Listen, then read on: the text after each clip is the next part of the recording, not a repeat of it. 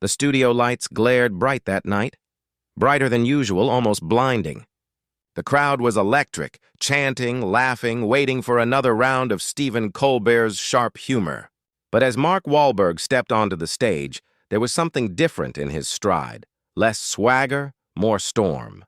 His handshake with Colbert was firm, but his smile didn't quite reach his eyes. You could feel it. A tension, invisible yet unmistakable. Colbert opened with his usual charm, teasing Wahlberg about his new film, tossing light jabs. But Mark's laughter was short, forced. Then came the moment that shifted the air. Colbert mentioned Hollywood's moral compass, hinting that some actors pretend to care more than they actually do. The audience chuckled. Mark didn't. He leaned forward, voice lower, tighter. "Are you talking about me, Stephen?" The crowd laughed again, assuming it was part of the act. But Colbert's smirk faltered.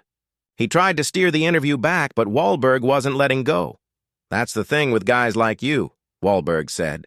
"You joke about truth, but don't live by it." The audience fell quiet. The band stopped mid-note. Cameras zoomed in, producers frozen. For the first time that night, Colbert looked genuinely unsure. A live audience of hundreds watched as two worlds, Hollywood glamour and late-night satire, collided in real time. What began as harmless banter was turning into something raw, unpredictable, dangerous. And then Wahlberg did something no guest had ever done before on that stage. He interrupted Colbert mid-sentence, his tone sharp, eyes unblinking. "You don't get to hide behind jokes anymore, man." Gasps rippled through the studio. Colbert's face hardened. The control room went silent. What happened next would change late-night TV forever. The replay of that moment spread across social media within minutes, the clip of Mark Wahlberg leaning forward. Voice cold, eyes locked on Colbert. But inside the studio, it was far worse than what the cameras caught. The tension was thick enough to choke on. Colbert tried to recover, flashing his familiar grin. "Relax, Mark," he said. "It's all in good fun."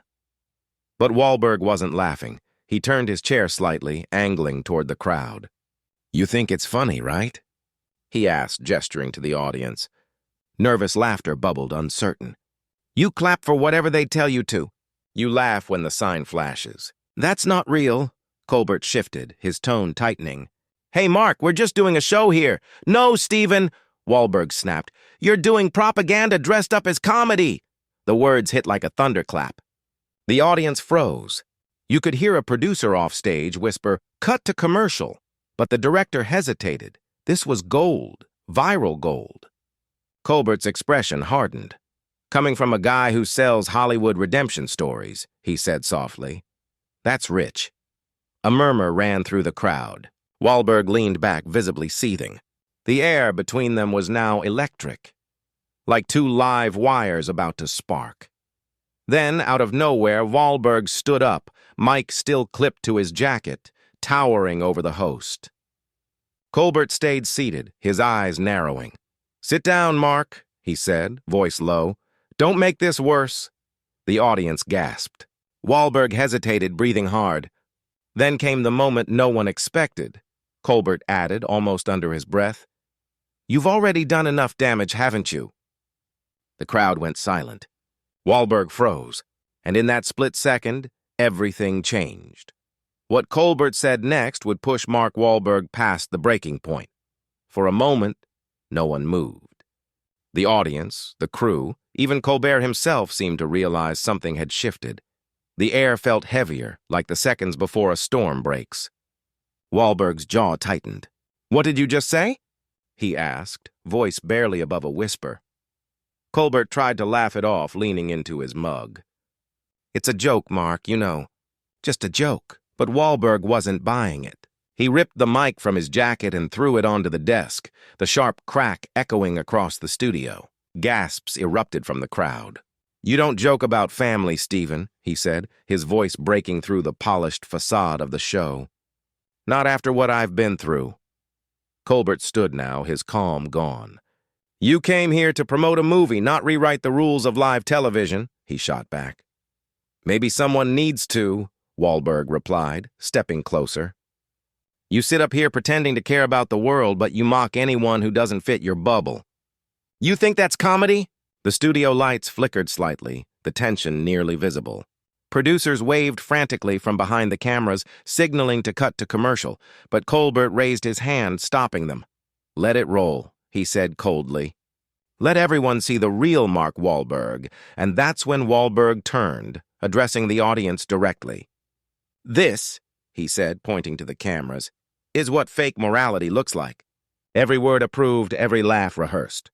"It's all a lie," audience members began whispering. Some clapped nervously, others pulled out their phones. The scene had spiraled far past anything CBS had ever aired. Then, in one swift motion, security appeared on stage.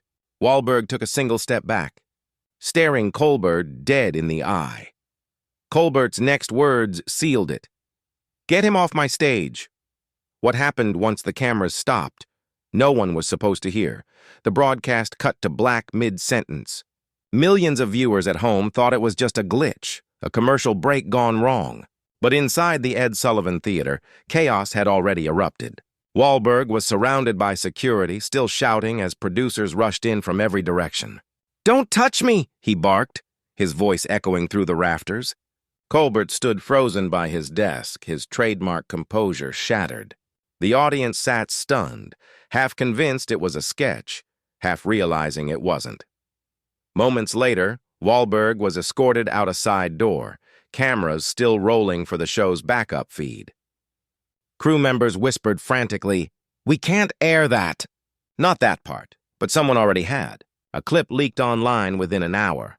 Shaky phone footage of Wahlberg yelling, "This is what censorship looks like." By midnight, hashtags exploded. Wahlberg vs. Colbert, late night meltdown, kicked off live. CBS issued a short statement calling it an unexpected technical disruption. Wahlberg's team fired back with a tweet. "Mark stands by every word he said tonight." Commentators, pundits, and politicians all joined the noise, some praising Wahlberg for speaking truth, others calling it career suicide.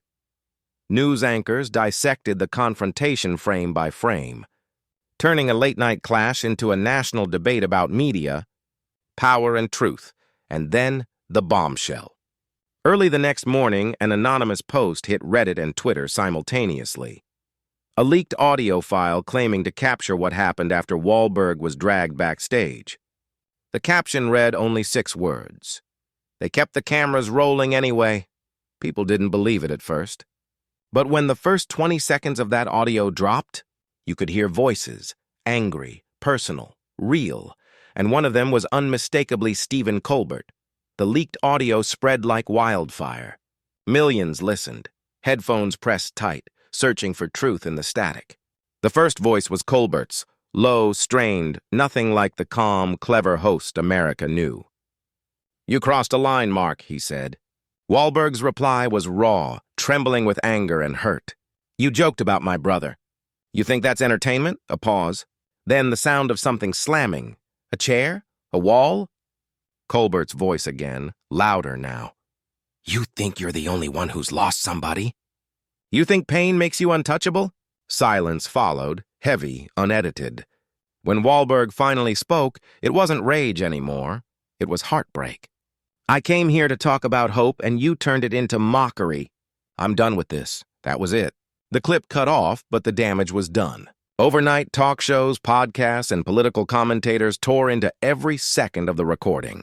Some said Wahlberg's pain was real, a man pushed too far in the name of ratings. Others claimed it was a publicity stunt gone wrong.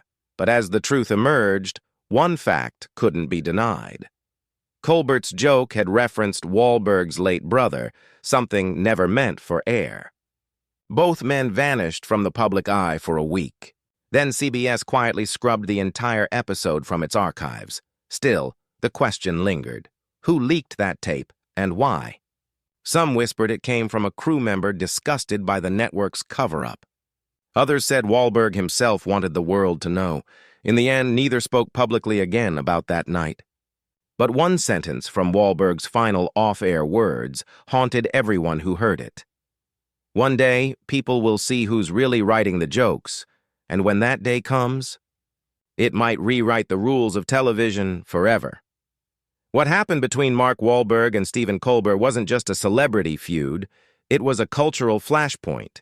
It peeled back the glittering surface of late-night TV and exposed something raw, something most people never see: the power struggles, the moral conflicts, the emotional cost of entertainment. If you've watched this far, you already know this story isn't just about two famous men clashing on stage. It's about truth versus image, about how far people will go to protect their brand, their reputation, or their beliefs, and whether authenticity still has a place in an industry built on performance. But now, it's your turn to weigh in. Was Wahlberg a man standing up for his principles, or did he cross the line? Was Colbert doing his job, or did his joke go too far? What does this moment say about free speech, celebrity culture, and the media we trust every night? Drop your thoughts in the comments below, and don't hold back.